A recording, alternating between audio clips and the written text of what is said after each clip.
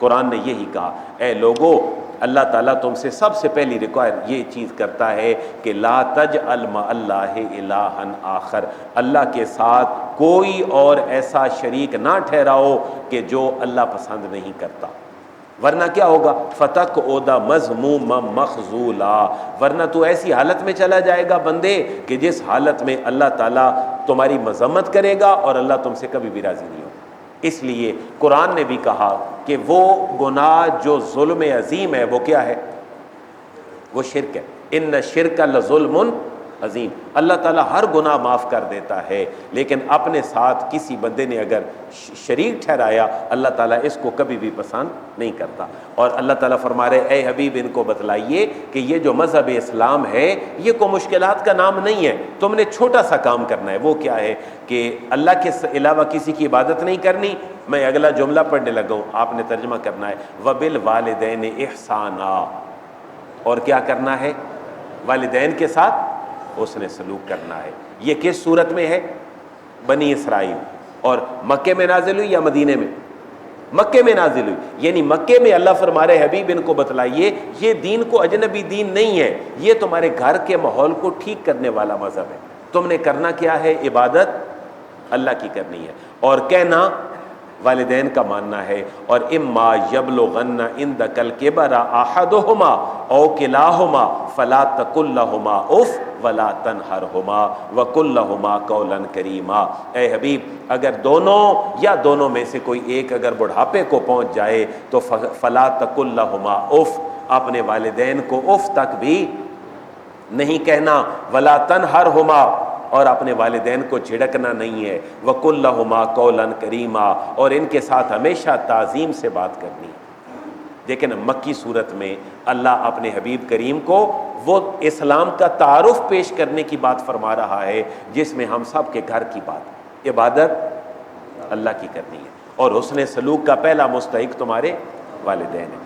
और वहफिद लहुमा जनाख ज़ुल्ली मिनर रहमा, ए हबीब करीम इनको बतला दीजिए कि तवाज़ो और इनकिसारी के जितने पर और हैंड और बाजू हैं ये अपने वालिदैन के लिए झुका दो।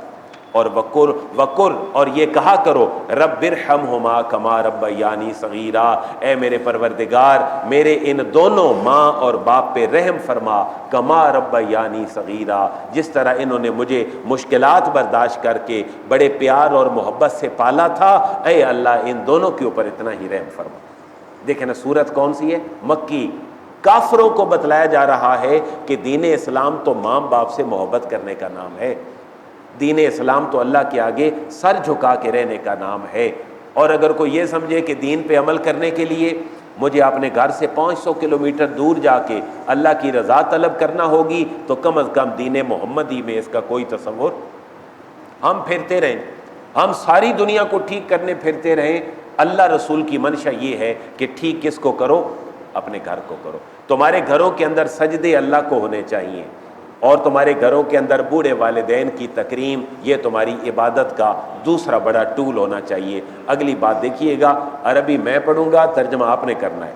वआते ज़ल कुर्बा हक़्क़हू, ए हबीब इनको बतलाइए ये दीन मुश्किलात वाला दीन नहीं है, ये दीन ये है कि वआते, और दिया करो, ज़ल कुर्बा, करीबी रिश्तेदारों को, हक़्क़हू, उसका हक दिया करो, जितने करीबी रिश्तेदार हैं उनके हक उनको दिया करो।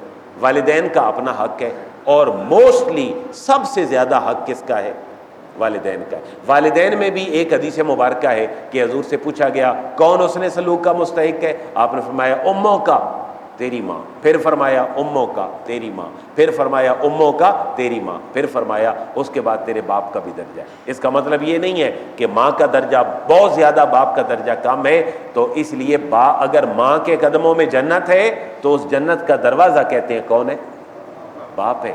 जन्नत का दरमियाना दरवाज़ा जो है वो बाप है। तो अल्लाह ताला ने इनकी ताज़ीम और जो इज़्ज़त का मामला है वो बराबर रखा है।